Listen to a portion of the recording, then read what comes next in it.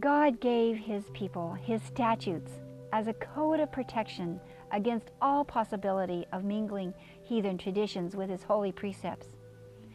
As the restoration of the weekly Sabbath was the key that protected God's people from allurement into Sunday worship, our key of protection from mingling the sacred and the profane was lost in the 3rd century.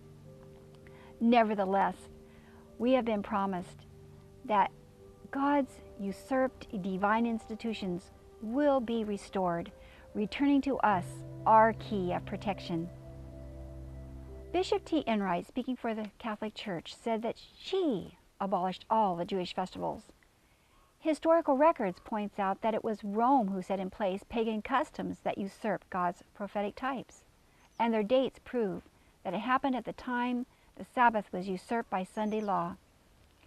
Why then must Christendom continue to follow Rome's lead in keeping her feast days, and thereby discarding God's appointed times as prophetic types that point to the events of Christ's second advent?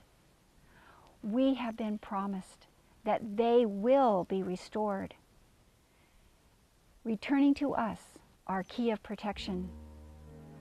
Who is going to be a part of restoring this breach? A people who, in a time of general departure from truth and righteousness, are seeking to restore the principles that are the foundation of the kingdom of God. They are repairers of a breach that has been made in God's law, the wall that he has placed around his chosen ones for their protection and obedience, to whose precepts of justice, truth, and purity is to be their perpetual safeguard.